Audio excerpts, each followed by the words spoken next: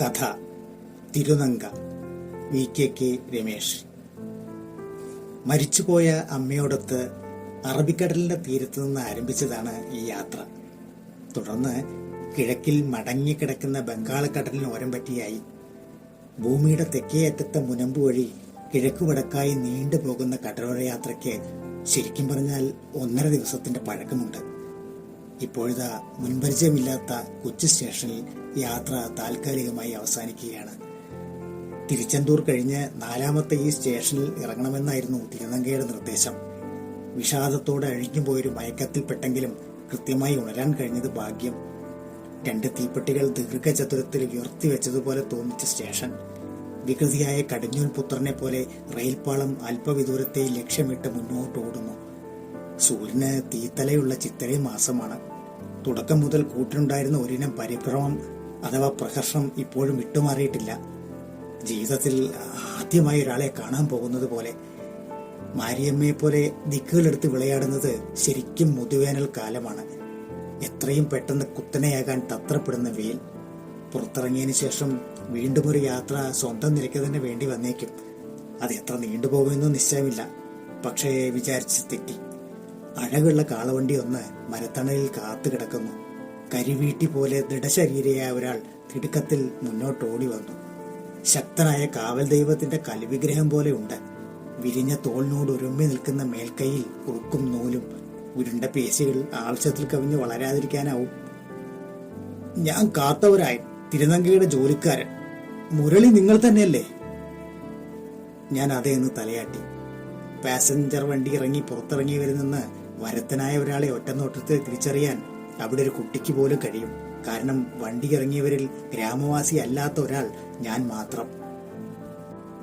അയ്യാ, കുതിരയുമൊഴി ഗ്രാമം നിങ്ങളെ കാത്തിരിക്കുന്നു, നമുക്ക് അങ്ങോട്ട് നീങ്ങല്ലേ എന്നായി അയാൾ. അങ്ങനെയാണ് തിരുനങ്കയുടെ ഉടമസ്ഥതയിലുള്ള കാളവണ്ടിയിലെത്തിയത്. തുടക്കത്തിൽ കൃഷി ഇറക്കാത്ത വയലുകളിലൂടെ തെല്ലുനേരം ഓടിയ വണ്ടി വൈകാതെ പ്രധാന പാതയിലേക്ക് കയറി. കറുത്ത ദൈവത്തിന്റെ നാക്കുപോലെ വഴി കാഴ്ചയിൽ മായ പോലെ കളിച്ചു. പ്രഹർഷത്തിന്റെ സംഭ്രമം കൊണ്ടാവാം എനിക്കൊരു തിക്കുമുട്ട്. അമ്മേ, നിങ്ങളിതൊന്നും ശ്രദ്ധിക്കാത്തതെന്ത്? വന്നു കയറിയതും വൈക്കോൽമേത്തയുടെ പാതാളം നോക്കിയാണല്ലോ ഇല്ലാ ശരീരം കൊണ്ട് നിങ്ങൾ ഇഴഞ്ഞു പോയത്. വണ്ടി ചക്രചുറ്റുകൾ ഓരോന്ന് പൂർത്തിയാക്കുമ്പോഴും ഹൃദയമിടിപ്പ് ആകാംക്ഷയെടുത്ത് മുന്നിൽ കിളിക്കുകയാണെന്നേ. മുന്നിലേക്ക് വിരിഞ്ഞു പോകുന്ന പാത തിരുനങ്ക നിവർത്തിയിട്ട ചേലയാണെന്നൊരു ഒരു നൈമിഷിക വിഭ്രമം. കരിവേലങ്ങൾ പരന്നു കിടക്കുന്ന തുറസിനോരം പറ്റി നെടുമ്പാതയിലൂടെ കാളവണ്ടി അങ്ങനെ നീങ്ങുകയാണ്. വിദൂരസ്ഥനായ അഗസ്ത്യകൂടം കാലവർഷത്തെ സദാ തടഞ്ഞു നിർത്തിയതുകൊണ്ട് നീള വരണ്ടുപോയ മഴനിഴൽ ഭൂമി കുങ്കുമത്തിനോളം മൃദുവായ ചെമ്മണലിനെയും പുറത്തിട്ട് ഇരുവശങ്ങളിലുമായി വിരിഞ്ഞു കിടക്കുന്നു. നിഴലിനടുത്ത് മണലിൽ ഉരുട്ടാനല്ലാതെ പെയ്യാൻ അറിയാത്ത പഞ്ഞിമേഘങ്ങൾ കോടങ്കി കഴുകിനെ പോലെ ചുടുവാനത്ത്. മനുഷ്യജീവിതത്തിന്റെ അജ്ഞാതമായ ഉള്ളൊഴുക്ക് ഭയങ്കരം തന്നെ. അതല്ലെങ്കിൽ ഈ കടലോര മരുപ്പുറമ്പിൽ എത്തിച്ചേരാൻ കാരണമെന്തുള്ളൂ? സമൂഹ മാധ്യമത്തിൽ എഴുതിയ കഥയിൽ നിന്നാണ് യാത്രയുടെ ആരംഭമെന്ന് പറയാം. കഥയ്ക്കപ്പുറം ഇതിന്റെ ഓർമ്മയാണ്. വ്യതിയാനാംശങ്ങൾ നിരന്നു കിടക്കുന്ന നിത്യജീവിതത്തിന് ഓർമ്മകളുടെ ഊടുവഴികളും വേണം. മറക്കാനാവാത്ത ചിലതിനോടൊരുമിച്ച് അല്പനേരമെങ്കിലും ഒന്ന് കറങ്ങാൻ. മരിച്ചൂട് തെറിക്കുന്ന തേരിക്കാടിന്റെ നട്ടലിലൂടെ ഇളകി നീങ്ങുമ്പോൾ ഓർമ്മകളിലേക്ക് യാത്രയാവുന്നത് ഒരാശ്വാസവുമാണ്. കുറ്റിച്ചെടികളെയും പട്ടയുണങ്ങിയ പനകളെയും വിരസമായി നോക്കിയിരിക്കുന്നതിനേക്കാൾ ഭേദമാണല്ലോ ചാഞ്ഞും ചെരിഞ്ഞും ചീറിപ്പൊട്ടുന്ന ഉഷ്ണക്കാറ്റിൽ അനുനിമിഷമെന്നോണം രൂപം മാറുന്ന പാലയവനത്തിനകത്ത് സ്വന്തം സാരഥിയെ മാത്രം വിശ്വാസത്തിലെടുക്കുന്നവർക്ക് വിശേഷിച്ചും. പറഞ്ഞല്ലോ, സാമൂഹ്യാവസ്ഥകളുടെ ഞാണൊലികൾ മുറുകുമ്പോൾ മുഖപുസ്തകത്തിൽ കുറിപ്പുകൾ എഴുതുന്ന പഴക്കമുണ്ട് എനിക്ക്. ആഴ്മനസ്സിൽ നിന്ന് ഓർക്കാപ്പുറത്ത് ചേർത്തിറിക്കുന്ന ഉത്തമ രചനകൾ കുറവാണെങ്കിലും അപൂർവമായി അങ്ങനെയും സംഭവിക്കാറുണ്ട്. അത്തരത്തിൽ എഴുതപ്പെട്ട കുറിപ്പിൽ നിന്നാണ് തിരുനങ്കയെ ഞാൻ കണ്ടെത്തിയത്, അഥവാ അവർ എന്നെ കണ്ടുപിടിച്ചത്. തമിഴ്നാട്ടിൽ തന്നെയുള്ള ചങ്ങാതിമാർ ഷെയർ ചെയ്തായിരിക്കാം കഥ തിരുനങ്കയിൽ എത്തിയത്. അതിവിടെ പകർത്തുന്നു. തികച്ചും സാധാരണമായൊരു കഥയാണിത്. സരോജവും മുരളിയും ഇരട്ട സഹോദരങ്ങളായിരുന്നു. ഇണപിരിയാത്ത കുട്ടിക്കാലമാണ് അവരുടേത്. അതിനിടയിലാണ് മുരളിയെ മരണം മടക്കി വിളിച്ചത്. അവന്റെ കുഞ്ഞു ശരീരം ശ്മശാനത്തേക്ക് എടുക്കുമ്പോൾ എല്ലാവരും മുരളി എന്ന് വിളിച്ചുകൊണ്ടാണ് കരഞ്ഞതെങ്കിൽ സരോജത്തിൻ്റെത് ഇങ്ങനെയായിരുന്നു: എന്റെ സരോജം, നീ മരിച്ചു പോയല്ലോ. തുടർന്ന് സരോജം ജീവിച്ചത് മുരളിയായിട്ടാണ്. സരോജം മരിച്ചു പോയല്ലോ എന്ന് നിരന്തരം ഓർത്ത് കരഞ്ഞുകൊണ്ടാണ് ആ ജീവിതവും കടന്നുപോയത്. കാലങ്ങൾക്ക് ശേഷം സരോജവും മരണക്കിടക്കയിലെത്തി.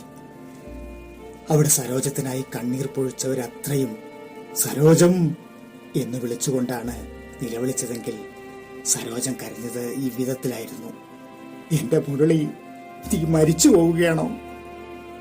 അന്നേരവും സരോജമെന്ന താൻ അകത്തെവിടെയോ അവശേഷിച്ചിരുന്നുവെന്ന് തെളിയിക്കാൻ വേണ്ടിയാണ് അവൾ അങ്ങനെ കരഞ്ഞതെന്ന് അനുമാനിക്കുന്നവരും ഉണ്ടാകാം. കാര്യമെന്തായാലും സ്വന്തം മരണനിമിഷം വേണ്ടി വന്നു അവൾക്കതിന്. വണ്ടി തേരിക്കാടിന് ഓരം പറ്റി നീങ്ങുമ്പോൾ ചുടുകാറ്റിൽ തേരിച്ചെമ്മണലിന്റെ തരികൾ വളഞ്ഞു നീളുന്ന കരിമ്പാതയിലേക്ക് വിരുന്നു വന്നു. ചില ചൂടൻ സംഘങ്ങൾ കാലടിയോളം പുരോഗമിച്ചു. യാത്രാവസാനം വരെ ഇതാവുമോ ഗതിയെന്ന് ചിന്തിക്കുന്നതിനിടയിൽ ഒറ്റയടയ്ക്ക് വണ്ടി കരിവേലം കാട്ടിനിടയിലെ ചെറുവഴിയിലേക്ക് തിരിഞ്ഞു. കാളവണ്ടി ശരിക്കും തേരിക്കാടിനകത്തേക്ക് പ്രവേശിച്ചിരിക്കുന്നു. സദാ മാറ്റിവരയ്ക്കപ്പെടുന്ന മേടുകൾ അനന്തതയിലേക്ക് കാഴ്ചവട്ടം ഭേദിക്കുന്നു. പനകളുടെ സംഘങ്ങൾ വെള്ളത്തിനു പോകുന്ന വേനൽ കിഴവികളെ പോലെ കള്ളികളും കരിവേലങ്ങളും വെള്ളം വിഴുങ്ങുന്ന വ്യാളികളായി മാനത്തേക്ക് നാക്ക് നീട്ടിയിരിപ്പാണ്. അയ്യാ, കുതിരമൊഴിയിലേക്ക് അധിക ദൂരമില്ല, കാത്തവരായൻ സമാധാനിപ്പിച്ചു. പുറമേക്കാർക്ക് സഹിക്കാവുന്നതല്ല തങ്ങളുടെ പാലൈ ചെമ്മണൽ ചൂടെന്ന് കാത്തവരായൻ അനുഭവം കൊണ്ട് അറിഞ്ഞു വെച്ചിട്ടുണ്ടാകും. പരമ്പിന്റെ ചെറിയ പഴുതുകളിലൂടെ സൂചി വെയിൽ കുത്തനകത്തു വന്നു വീഴാൻ തുടങ്ങി. കാത്തവരായൻ വണ്ടി നിർത്തി മേലാപ്പിന് മുകളിലേക്ക് കട്ടിത്തുണിയൊന്ന് വിരിച്ചു. അതിന് നനവിന്റെ ഭാരമുണ്ട് തീർച്ച. വെള്ളത്തിൽ മുക്കിയെടുത്തതായിരിക്കാം. മുതുവേനൽക്കാലത്ത് ആകാശത്തിനും മരുമണലിനും മധ്യേ താമിരഭരണി നദിയെ തന്നെ നീളെടുത്ത് വിരിച്ചവന്റെ മഹിതഭാവമായിരുന്നു മുഖത്ത്.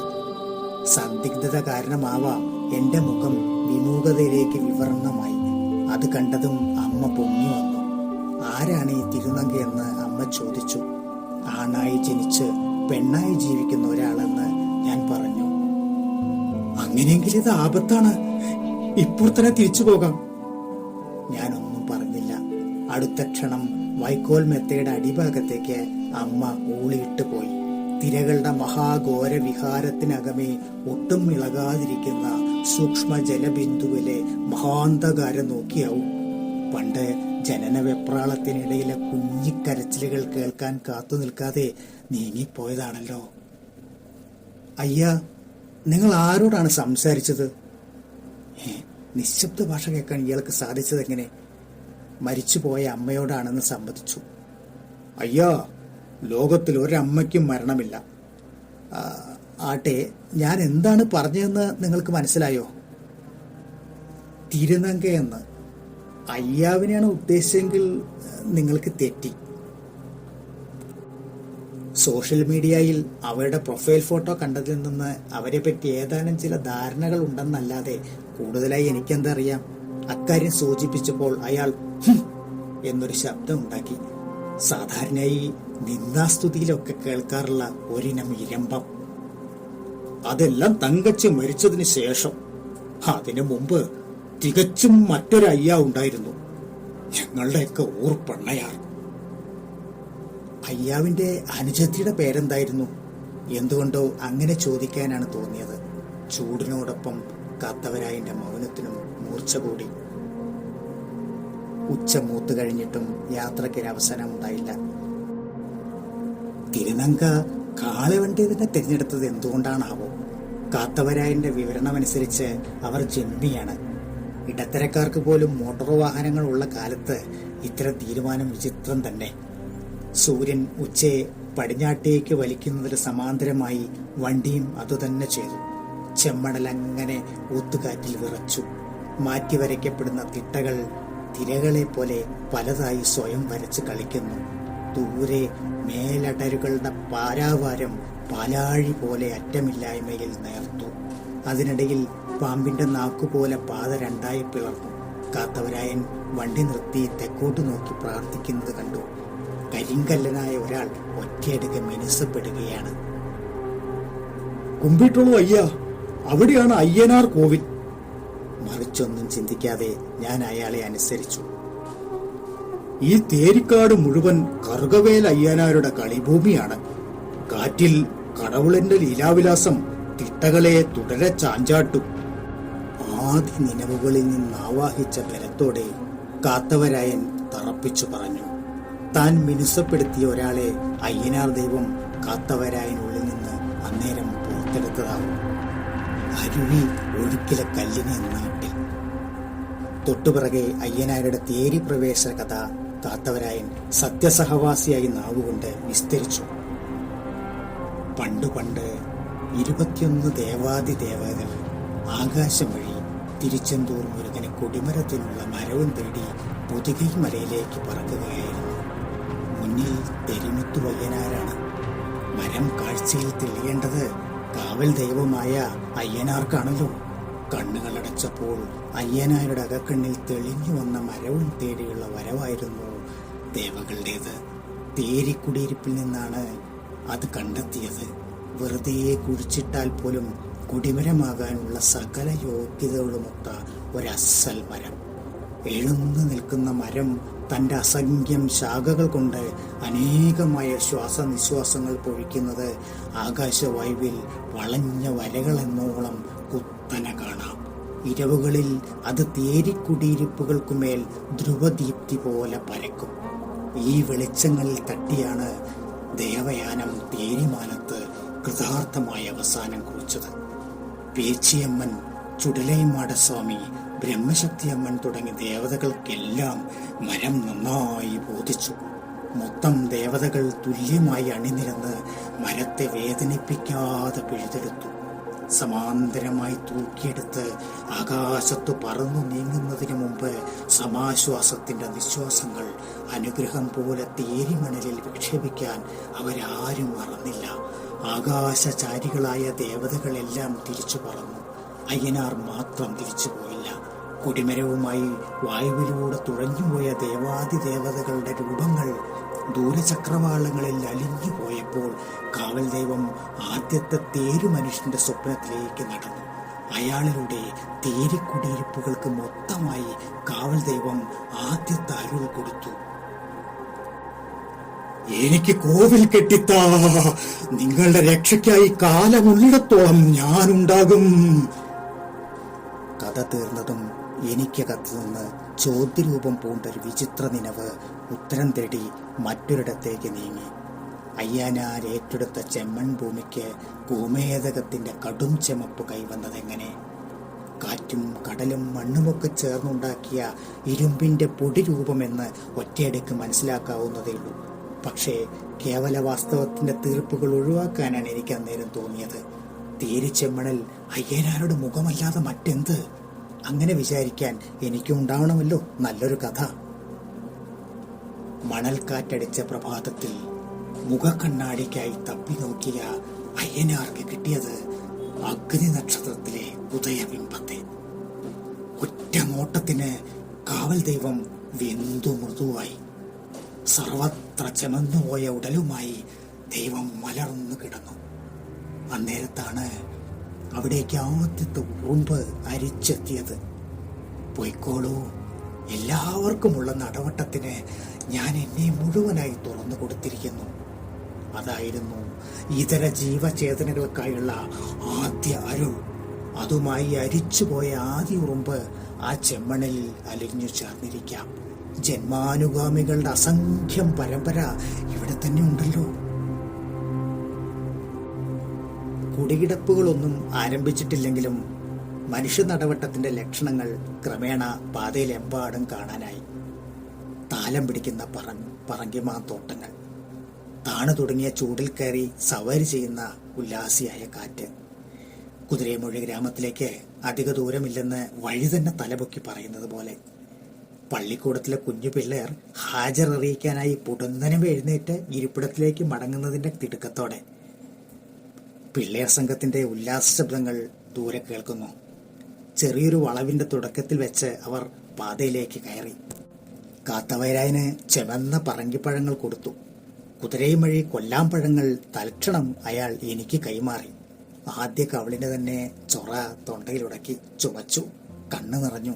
പിന്നെ മുന്നിൽ കണ്ടത് താണു തുടങ്ങിയ വെയിൽ കാറ്റിന്റെ തൊട്ടിൽ കിടന്ന് ആടുന്നതാണ്.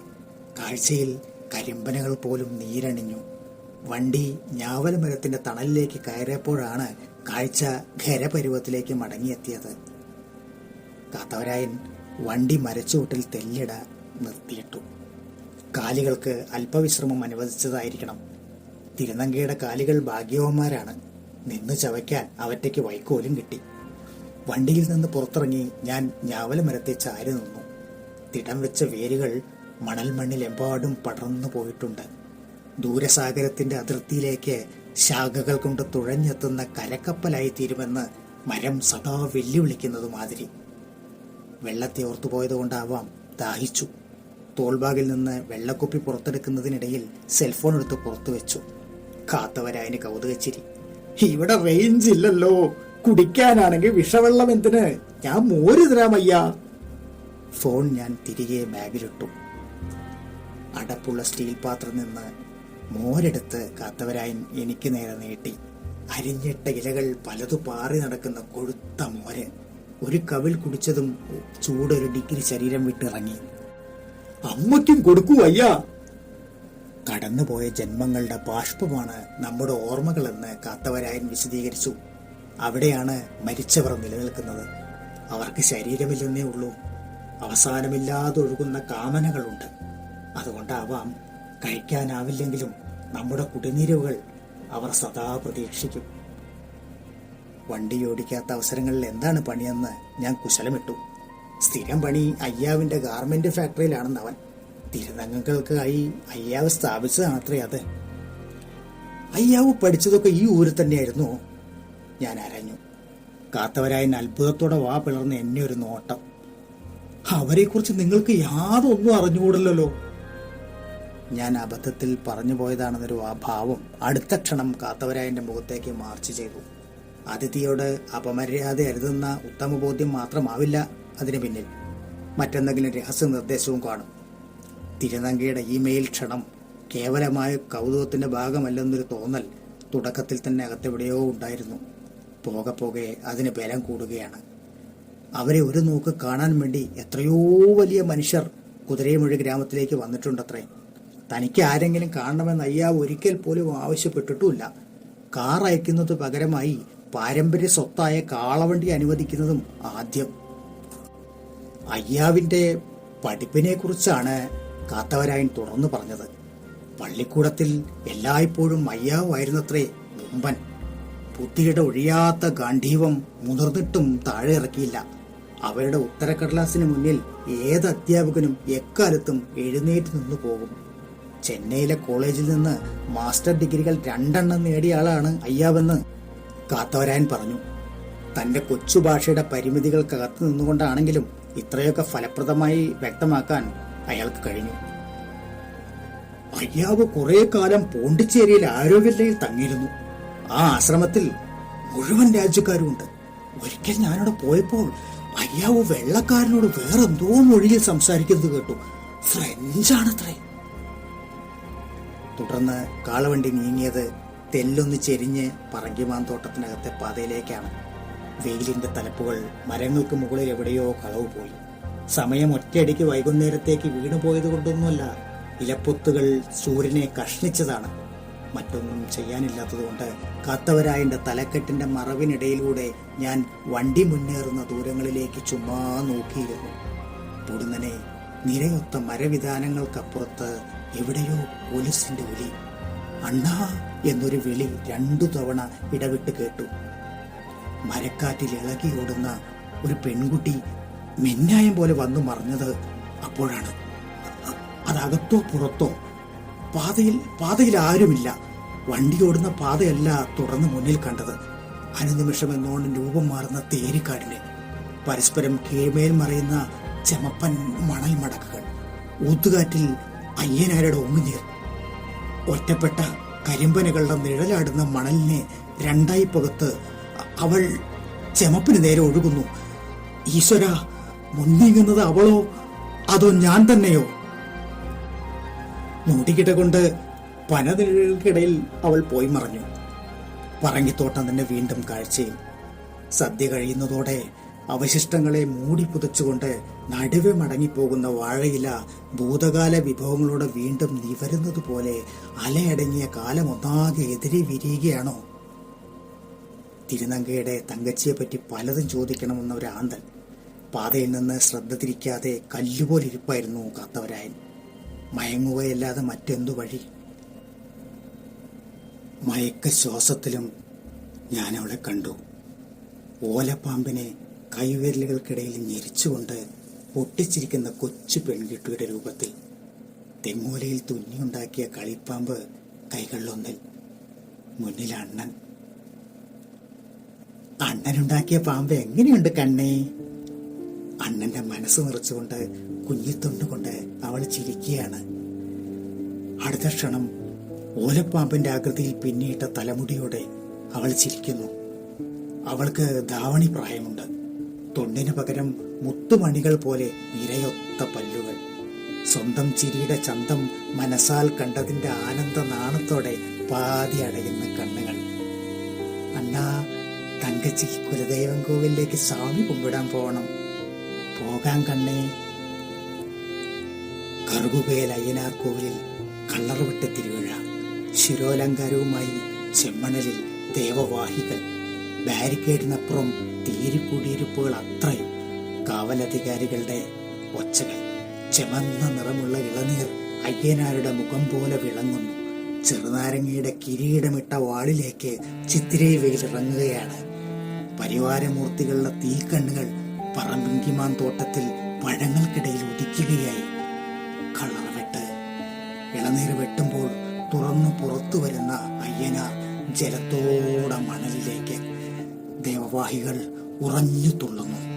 കളറവിട്ട ചടങ്ങുകളെല്ലാം കഴിഞ്ഞ് വിശുദ്ധ ചെമ്മണലുമായി തിരികെ നീങ്ങുകയാണ് തോഴികളോടൊത്ത് തങ്കച്ചി. പറങ്കിമലത്തോട്ടത്തിൽ കിഴക്കോട്ട് ചെരിഞ്ഞു വീഴുന്ന ക്ഷീണവെയിൽ.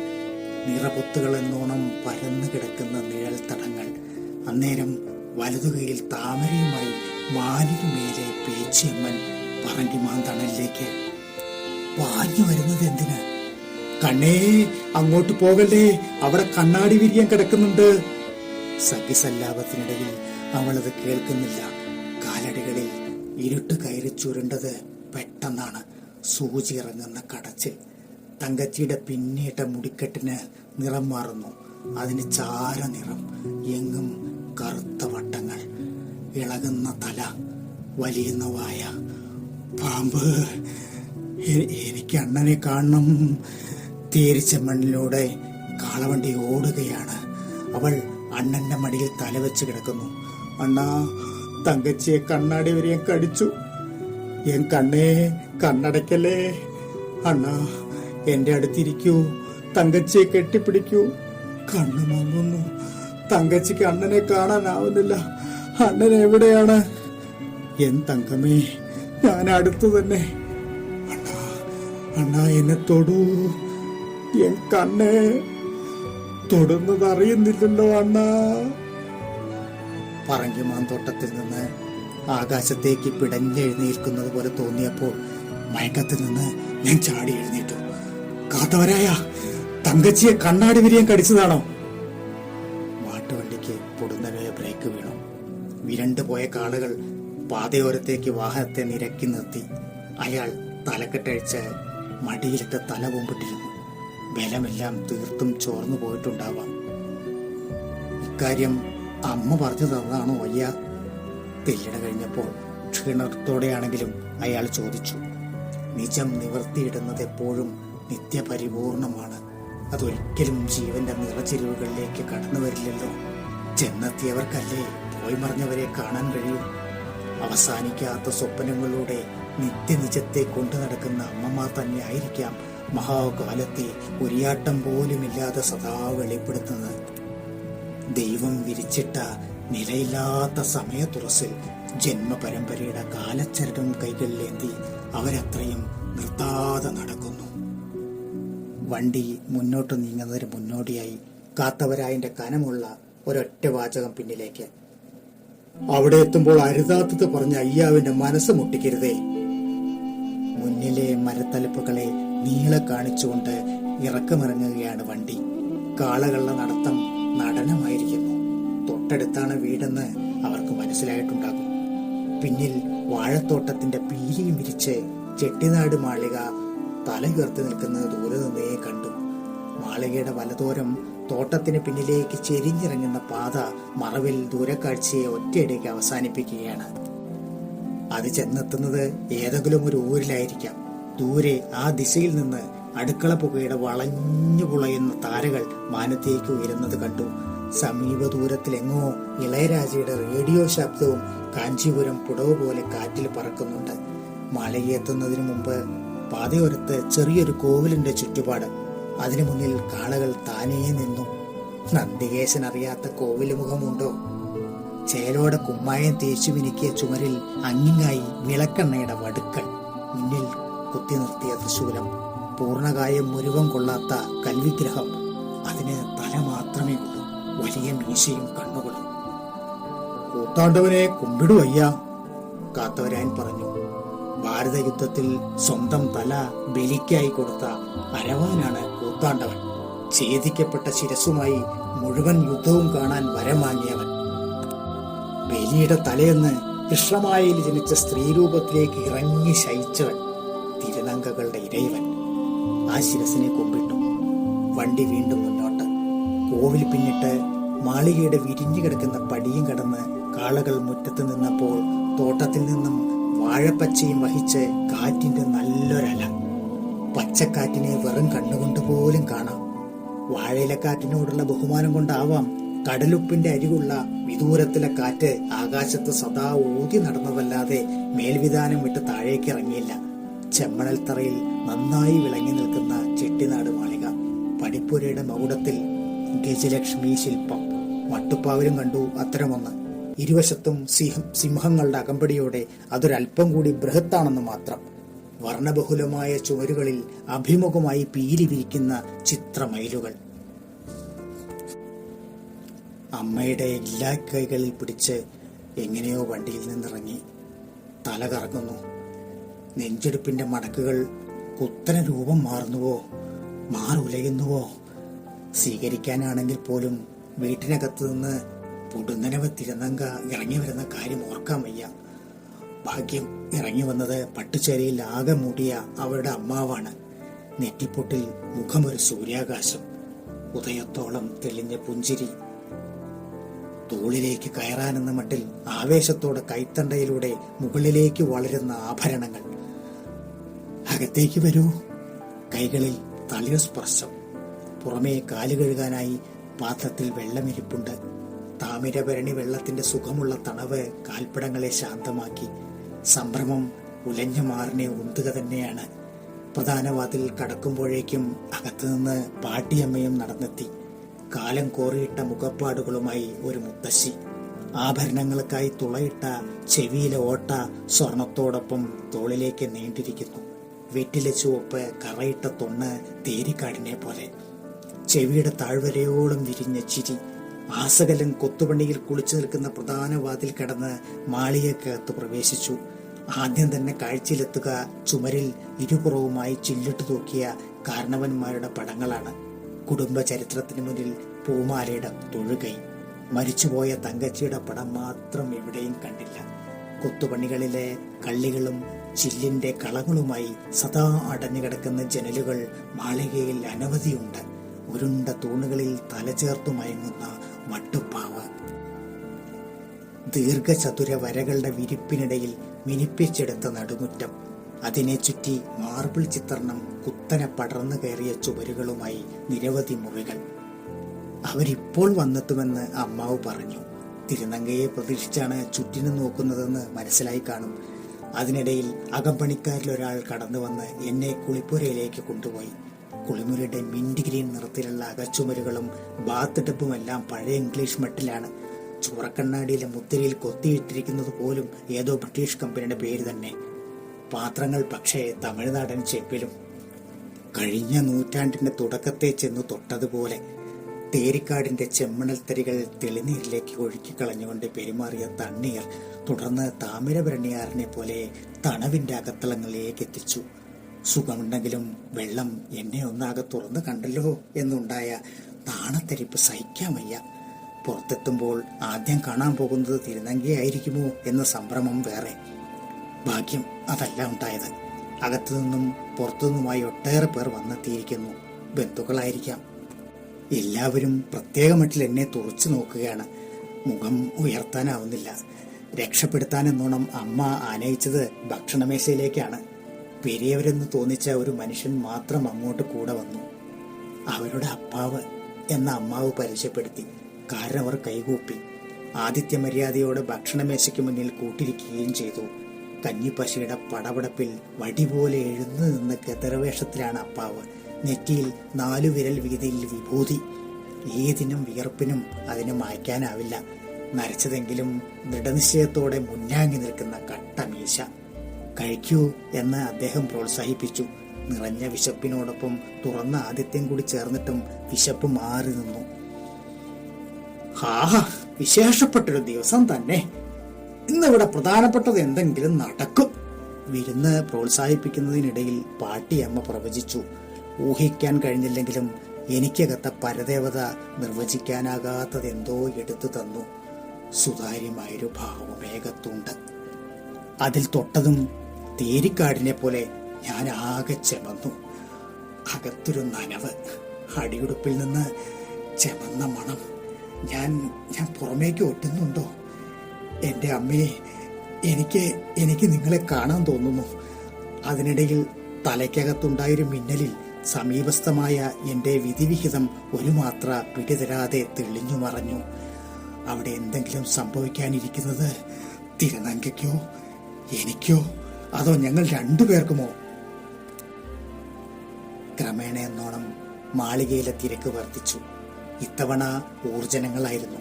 തേരിക്കുടിയിരിപ്പുകൾ അത്രയും അവിടെ എത്തണമെങ്കിൽ നടക്കാനിരിക്കുന്നത് നിസ്സാര കാര്യമല്ല. അത് തിരുവിഴ പോലെ നേരത്തെ തന്നെ തീർച്ചപ്പെട്ടതുമായിരിക്കാം. ഇതിനിടയിൽ തിരുനങ്ക എവിടെയെന്നായിരുന്നു എൻ്റെ ഒരു ആലോചന. എല്ലാവരും അല്പം നീങ്ങി നിൽക്കൂ എന്ന് ആരോ പുറമെ ഉറക്കെ പറയുന്നത് കേട്ടു. തൊട്ടു പിന്നിലായി ഒരു സംഘം തിരുനങ്കകൾ വീട്ടിനകത്തേക്ക് ആർത്തലച്ചെത്തി. കൂത്താണ്ടവൻ കോവിൽ തിരുവിഴ ആഘോഷിക്കാൻ എത്തിയതുപോലെ വെളുത്ത ആകാശത്ത് ചായം തേച്ച ചുണ്ടുകളുടെ പറ്റം വരിയിട്ട് പറക്കുന്നത് മാതിരി. കാഴ്ചയിൽ ഒന്ന് പലതാക്കുന്ന കണ്ണാടി പൊട്ടുകൾ തിരുനങ്കകൾ വട്ടത്തിലരിഞ്ഞ് കുപ്പായങ്ങളിൽ തുന്നിപ്പിടിപ്പിച്ചിട്ടുണ്ട്. അതിൽ തട്ടിച്ചിരുന്ന വെളിച്ചത്തിന്റെ പ്രതിഫലനം മുറിവേൽപ്പിക്കുന്നത് പോലെ മുഖത്തു വന്നു വീണു. തലയുയർത്താനായതേയില്ല. പണ്ട് അവന്റെ മഞ്ഞൾ നീരാട്ട് ദിവസമാണ് വീടിതുപോലെ നിറഞ്ഞത്. അമ്മാവ് പറഞ്ഞു. സങ്കടത്തിന്റെ ഒരു മുഴുത്ത ദിവസമായിരുന്നു ഞങ്ങൾക്കത്. അന്നാണ് അവൻ സരോജയായത്. തിരുനങ്കുകൾ കയറിപ്പോയത് മട്ടുപ്പാവിലേക്കാണ്. ചിതറുന്ന കൈകൊട്ടലും പരുക്കനായ പാട്ടും തുടങ്ങി. ഞാൻ മുകൾ നിലയിലേക്ക് ഒന്ന് പാളി നോക്കി. അടഞ്ഞുകിടക്കുന്ന മുറികളിൽ ഒന്നിന്റെ വാതിൽ അകത്തേക്ക് തുറന്നിട്ടുണ്ട്. പക്ഷേ അകം കാണാനാവുന്നില്ല. തിരുനങ്കകൾ അറയ്ക്കകത്തേക്ക് വരിയിട്ട് കടന്നു പോകുന്നു. തെല്ലു നേരത്തിനു ശേഷം മടങ്ങി വരുമ്പോൾ അവർക്ക് നടുവിലായി തിരുനങ്കയുണ്ടായിരുന്നു. അവര് വരുന്നു എന്ന് അമ്മാവ് എനിക്കായി പതുക്കെ പറഞ്ഞു. ആന വരുന്ന പാരങ്കടി, കുതിര വരുന്ന പാരങ്കടി, ആന മേല എന്ത കൂട്ടാന്തവൻ അസന്ത് വരുന്ന പാരങ്കടി, ആന വരുന്ന പാരങ്കടി, കുതിര വരുന്ന പാരങ്കടി, ആന മേല എന്ത് കൂത്താണ്ടവ അസന്ത് വരുന്ന പാരങ്കടി, കുതിര വരുന്ന പാരങ്കടി, കുതിര കൂട്ടം വരുന്ന പാരങ്കടി, കുതിര മേല നമ്മ കൂത്താണ്ടവ കുലുങ്ങി വരുന്ന പാരങ്കടി, ആന വരുന്ന പാരങ്കടി, കുതിര വരുന്ന പാരങ്കടി, ആന മേല എന്ത കൂത്താന്തവ അസന്ത് വരുന്ന പാരങ്കടി. തിരുനങ്കകളുടെ പരിക്കൻ തൊണ്ട പാട്ടിനെ തല്ലി പൊട്ടിക്കുകയാണ്. തല ഉയർത്തണമെന്ന് മോഹം തോന്നിയെങ്കിലും അതിനായില്ല. അവിടെ ഉയർന്ന ചിലങ്കയൊലികൾ അത്രയും പരസ്പരം തട്ടിയും ലയിച്ചും സദാ പെരുമാറിയത് എന്റെ നെഞ്ചിലാണ്. നോക്കാതെ പോലും അതെല്ലാം കാണാനായത് എങ്ങനെ? തിരുനങ്കം നടന്നു വരുന്നത് തലയുയർത്തിപ്പിടിച്ചാണ്. മറ്റെല്ലാവരിൽ നിന്നും വേറിട്ടും ഉറച്ചും പെരുമാറുന്ന കാൽവെപ്പുകളോടെ. ദീർഘകാലത്തോളം സ്വയം കൊണ്ടു നടന്ന സ്ത്രീരൂപത്തിന്റെ നിഴല് പോലും അവരിൽ ഇപ്പോൾ കാണുന്നില്ല. ഇളകാത്ത മാംസമിട്ട് പെരിപ്പിച്ച നിറവാർന്ന മുഖം, നിശ്ചയബലത്തോടെ മുന്നാങ്ങി നിൽക്കുന്ന മൂക്ക്, കൂർപ്പിച്ച നോട്ടം, കരിമ്പനയോളം കാതലുള്ള ശരീരം, ഉറച്ചുരുണ്ട കൈകാലുകൾ. നന്നായി വെളുത്ത ഡബിൾ വേഷ്ടിയായിരുന്നു വേഷം. കഞ്ഞിപ്പശയിൽ ഉണങ്ങി കാറ്റിലിടറാതെ കത്തി പോലുള്ള അഗ്രങ്ങളിൽ നിവർന്നു നിൽക്കുന്ന ഗദർ ഷർട്ടിനകത്ത് അവരുടെ കരിങ്കറുപ്പ് സുന്ദരമായി തിളങ്ങി. അവർ ഉപേക്ഷിച്ച ചേല തിരുനങ്ങകളുടെ കൈകളിൽ പൂജാവസ്ത്രം പോലെ കാണുന്നുണ്ട്. വരാനിരിക്കുന്ന സവിശേഷ സന്ദർഭത്തിനായി പ്രത്യേകം സൂക്ഷിച്ചതാണെന്നേ തോന്നുന്നു. അങ്ങനെ തിരുനങ്ക ഊർ പണ്ണയാറിലേക്ക് തിരിച്ചെത്തിയിരിക്കുന്നു. അത്തരത്തിൽ അവരെ കണ്ടതിന്റെ സന്തോഷാരവും കുടുംബക്കാരിൽ മാത്രം ഒതുങ്ങി നിന്നില്ല. പണ്ണയാറയ്യാ എന്ന ആചാരവിളി പലയിടത്തു നിന്നും കേൾക്കായി. കൂട്ടത്തിൽ കാത്തവരായന്റെ ശബ്ദം ഞാൻ പ്രത്യേകം ശ്രദ്ധിച്ചു. അതിനിടയിൽ മകനേ എന്നൊരു വേറിട്ട ശബ്ദം ഒഴുങ്ങിയത് അമ്മാവിന്റെ. ഒറ്റ ശബ്ദം കൊണ്ട് എന്നെ അവർക്കെടുത്തു കൊടുത്തതുപോലെ പണ്ണയാരുടെ അപ്പാവ് എന്നെ കൈപിടിച്ചെഴുന്നേൽപ്പിച്ചു. തിരുനങ്കയും പരിവാരങ്ങളും അടുത്തെത്തിയതായി തിരിച്ചറിഞ്ഞത് തറയിലെ ശബ്ദങ്ങളിൽ നിന്നാണ്. പണ്ണയാർ പറഞ്ഞു, വരൂ. അവരെല്ലാവരും ചേർന്ന് എന്നെ മാളികയിൽ നിന്ന് പുറത്തിറക്കി. പണ്ണയാരുടെ അപ്പാവാണ് കൈപിടിച്ച് മുൻനിർത്തിയത്. പേടിക്കണ്ട കേട്ടോ എന്ന് അയാൾ കാതിൽ പറഞ്ഞു. ശബ്ദങ്ങൾ അത്രയും ഒരുമിച്ച് പിന്തുടരുന്നതിന്റെ മായിക ബദിരതയിലായിരുന്നു ഞാൻ. കൂത്താണ്ടവൻ കോവിലിന് മുന്നിലേക്കാണ് ആൾക്കൂട്ടം എന്നെ നീക്കിക്കൊണ്ടുപോയത്. തേരിക്കുടിയിരിപ്പുകളുടെ ശബ്ദങ്ങൾ അത്രയും അണമുറിയാതെ കമ്പടിയുണ്ട്. പണ്ണയാർ എന്നെ ഒന്ന് തൊടുമ്പോൾ അറിയുന്നുണ്ടോ? ചോദ്യത്തിൽ വിങ്ങുന്ന സന്തോഷം. പൊരുളെന്തെന്ന് എനിക്കൊന്നു മിന്നി. കണ്ണാടി വിരിയനോടൊപ്പം ആകാശത്തേക്ക് പോയ സരോജ അനക്കമറ്റ് തിരികെ വരുന്നത് കാളവണ്ടിയിലായിരുന്നു. കരിമ്പനകൾ പിന്നിടുമ്പോൾ നിനക്കത് ഓർമ്മ വന്നോ തങ്കച്ചി?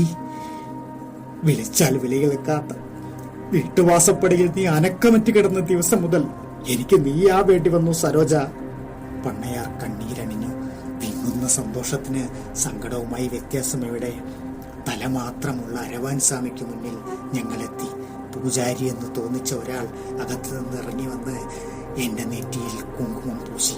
മുറിഞ്ഞ ശിരസ്സുകൊണ്ട് ഭാരതയുദ്ധമാകെ കണ്ടറിഞ്ഞ അരവാൻ സ്വാമി അന്നേരം തറപ്പിച്ചു നോക്കിയത് എന്നെ മാത്രം. കൂടിയവരത്രയും എനിക്ക് ചുറ്റും വട്ടമിട്ടു. വൃത്തത്തിനകത്തെ വിഗ്രഹം പോലെ ഞാൻ. പിന്നിൽ നിന്ന് തിരുനങ്ങകളുടെ പാട്ടിന് ശബ്ദമേറി. അതോടൊപ്പം തേരുരുളുന്നത് പോലെ കയ്യടി ശബ്ദങ്ങളും. പൊടുന്നനവേ തിരുനങ്ങകൾ എന്നെ ഏറ്റുവാങ്ങി. പണ്ണയാർ അഴിച്ചു വെച്ച ചേല കൊണ്ട് അവർ എന്നെ പുതപ്പിച്ചു.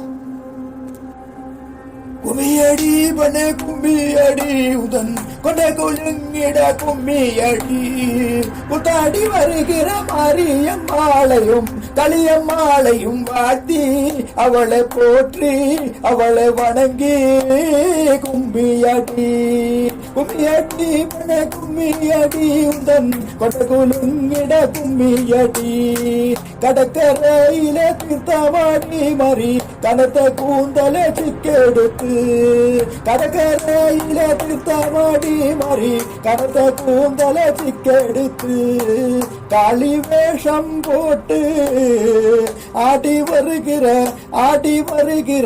முத்தார அம்பிகையை வாழ்த்தி அவளை போற்றி அவளை வணங்கி கும்மியடி கும்மியடி பின்ன கும்மியடி உந்தன் கொண்ட குலுங்கிட கும்மியடி குத்தாடி வருகிற மாரியம்மாளையும் களியம்மாளையும் வாழ்த்தி அவளை போற்றி அவளை வணங்கி കുമ്മിയടി. സരോജ, ജനനത്തിൽ നിന്നിൽ ഒന്നായി പിറന്ന മുരളി പോയതിനു ശേഷം നീ അവനായി ജീവിക്കായിരുന്നില്ലേ? പണ്ണയാരുടെ ചോദ്യം ഇടിമുഴക്കമായി കാതിൽ. വിളറിയ ചന്ദ്രക്കല പോലെ പാവം നാവ് അനങ്ങാതെ കിടന്നു. മുത്താര അംബികയെ വണങ്ങിടുക എന്ന അലയൊലിയാൽ തിരുനങ്കുകൾ എന്നെ ആകെ പൊതിയുകയാണ്. മഞ്ഞൾ നീരാട്ടിന് സമയമായി. ഭാവിയോളം ഉച്ചത്തിൽ പൂജാരി പ്രഖ്യാപിച്ചു.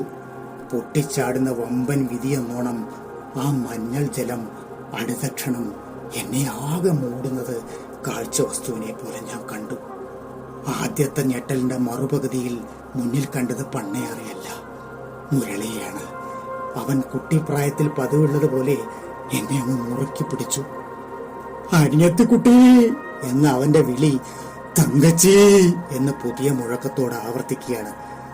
അമ്മേ, വിപര്യങ്ങളുടെ വ്യതിത സമശീർഷത കാലങ്ങളിലൂടെ തുല്യമായി പങ്കിട്ടതിന്റെ സുഖക്ഷീണത്തോടെ മുരളി എന്നെ പൊതിഞ്ഞു പിടിക്കുമ്പോൾ ഞാൻ എന്തിനിനിയും ഇല്ലാ കൊമ്പിനിങ്ങനെ തൂങ്ങി നിൽക്കണം? തങ്കച്ചി, പണയാർ തുടരെ വിളിക്കുകയാണ്. തിരുനങ്കകളെല്ലാം പാട്ടു നിർത്തി. അണ്ണൻ എന്ന വാക്ക് പുറമേക്ക് വീഴാനുള്ള എന്റെ നാക്കിൻ തുമ്പിന്റെ അനക്കത്തിന് കൺപാർത്ത് അവിടെ അത്ര പേരും അക്ഷമയോടെ കാത്തിരിക്കുകയാണ്. തങ്കച്ചി എന്ന ശബ്ദം സഹസ്രഫണങ്ങളുള്ള അനന്തനെ പോലെ 8 ദിക്കിലും വിടർന്നൂതി. അണ്ണാ എന്നൊരു വിളിയായിരിക്കാം അവൻ പ്രതീക്ഷിച്ചിരിക്കുക. പക്ഷേ അമ്മേ എന്ന നെടുവീർപ്പല്ലാതെ മറ്റെന്തെങ്കിലും പുറത്തിടാനാവാത്ത നിലയിലായിരുന്നു ഞാൻ. പുനഃസന്നിവേശത്തിന്റെ സന്ദർഭത്തിൽ ഇരട്ടകളിൽ ഒന്നിനു പറ്റിപ്പോയ വിശുദ്ധ സാധാരണമായ അശ്രദ്ധ കൂത്താണ്ടവരുടെ പേരിൽ മറുപാതി ക്ഷമിക്കട്ടെ. സർവസമ്മതത്തിന് ചില മാത്രകളെങ്കിലും അനുവദിക്കാൻ അവന്റെ ക്ഷമ എനിക്ക് അനുകൂലമാവട്ടെ.